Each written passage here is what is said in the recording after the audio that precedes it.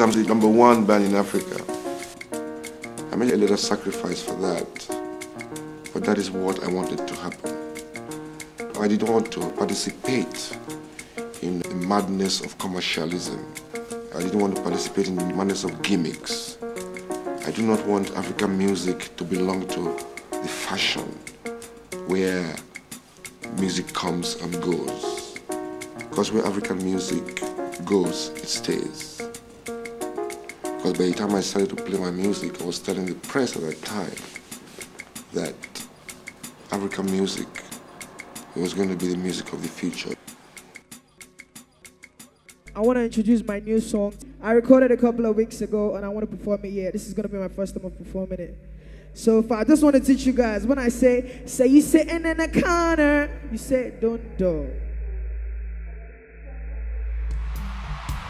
Let's go, everybody go! 1, 2, 3. Say you sitting in a corner, wearing the Tia Gabbana. Our boys don't hammer. We wearing our pride.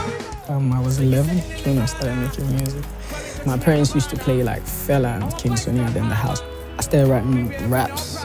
Then I started growing up. Then I started listening to Bob Marley a lot. Then listening to the Fela, the music my parents were listening to and enjoying. And I fell in love with music. I started making music. Oh, you ask your daddy. Up top, when you go ask your mommy. Oh, you ask your daddy. I think like music is Africa. You know, music is from Africa for me. What we make now, I would say I would call it Afro pop.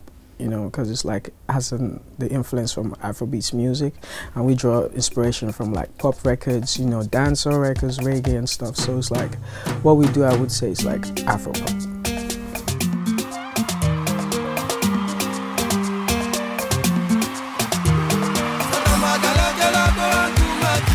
I feel like Africa is really gonna take over the world with the sound. Producers are now drawing inspiration from everything global, like music. So now the music is bigger, the mixes are nicer, like there's collaborations between Afro pop artists and international artists. So I think that has really helped the world paying attention.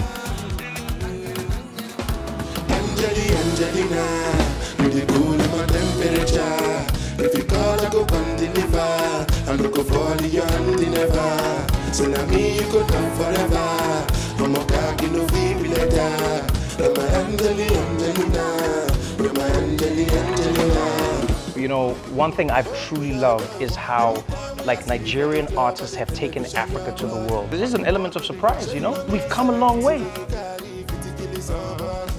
I started being more in tune with who I am, my reality. I'm an African man who is from Africa, lives in Africa, you know? I had to find myself. Culture has for such a long time been defined by America. For the world to change the way it has, I mean, you see Beyonce incorporating your music into her vibe. Do you get what I'm saying?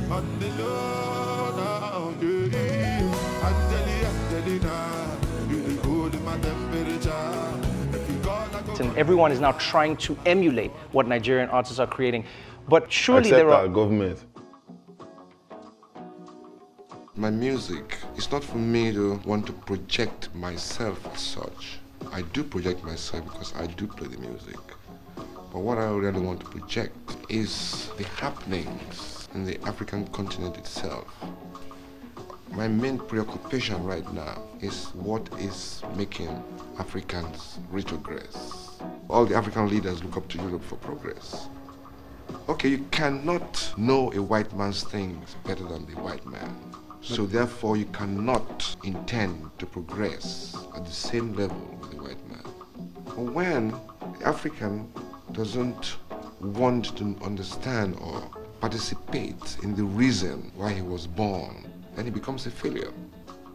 You see, Africa has not been able to contribute its own knowledge to this universe. But we have knowledge in Africa.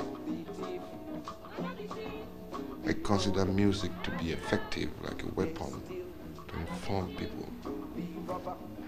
Africa has to improve by its own methods. Africa must unite. African culture is beautiful, and I think we inspire a lot of people. I was always proud to be from Africa, but I was having this conversation with someone 2-3 days ago. Like, it's crazy. Like, everyone was embracing like the African culture. When I was in school, it was not the cool thing to be African, but people was just tired of being ashamed, and we're just embracing it. We're just loving it. The culture's amazing. The music's great. Everyone's just loving the music. So, yeah. Yeah, it's changing. It definitely is changing. And you have some fantastic female artists. You have Yemi Alade, Niniola, Simi. You know, we're all doing great. So, yeah, it definitely is changing. You know, sometimes I have to go the extra mile. I have to work harder. I've heard female artists from America, you know, UK talk about how hard it is. And yeah, you do face some challenges. I try not to complain about it and just do what I have to do, because I really don't want our daughters to have to go through that. So whatever it is that we need to do to just break the barriers, the boundaries, I'm up for it. Give me some time on your face. I might need space someday, and I'm just trying to do my thing, and I'm just trying to make my so unique. I was extremely introverted. Not many people knew that I could sing.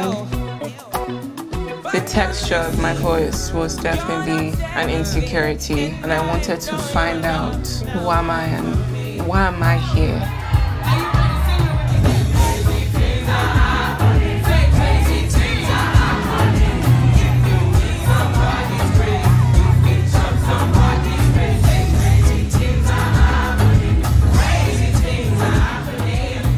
Like, I love to just see amazing talents like just get their own shine, get their own time. Like, Africa has a whole lot of that. There's so many amazing talents that's about to come through right now, and I can't wait. I'm excited, trust me. I feel like everyone's about to come through right now. There's about to be loads of records from Africa. It feels good, because the truth is, people are tired of listening to the same shit, you know, like, on some real shit. Like, well, look at its influence in everything, everywhere. Even if you look at UK music now, almost everything has got Afro influence. Everything's Afro something. Yeah, and everyone wants to label it, but to me it's just a foundation of... To me, man, just good music. Working all over the world. Yeah. Yeah. Obviously, America is really embracing Afrobeats. Yeah, but I think UK even more. I think they're so open to it. They're so ready, even more than anywhere else. I'm still trying to figure out why, but it's just really, I don't know, the energy in the UK is just amazing. And then you have UK artists like, you know, your Kojo Funds, your Young Bane, Notes. It's just still pushing the movement. Skepta, Stormzy, it's incredible. Yeah. I do love, you know, Fella's energy. I love what he stood for. He's a man that was outspoken. He's a man that said things that people didn't really understand at the time when he said it, but now everyone's listening to it, you know, so it gives me the confidence to like be forward thinking and say things that I think now. In time, people understand where my head's at. Everyone who didn't want to say where they were from, everyone who didn't want to acknowledge, everyone who used to laugh at African accents want to listen to Afrobeats now, listen to Wizkid, listen to Davido, techno, everything. So, do you get what I'm saying? Didn't want to say their surname and shit before, now they're saying their surname. We're back.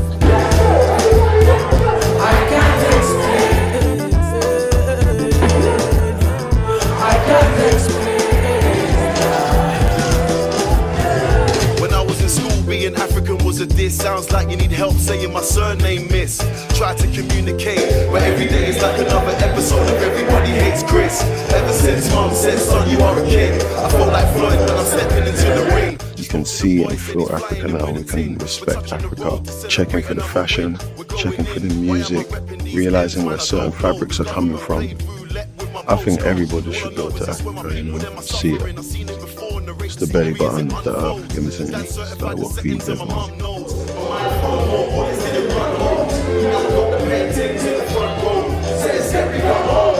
Even Bob Marley saying Exodus, you know, how people are going back to Africa because for a long time we've been sold this version of it that's not true. Said they're gonna respect me for my ambition. Rest in peace, my niggas that are missing. I had to tell my story because they'd rather show you black kids with flies on their faces on the television. Africa needs to grow. Do you understand? And I cannot I don't have the power to do everything by myself.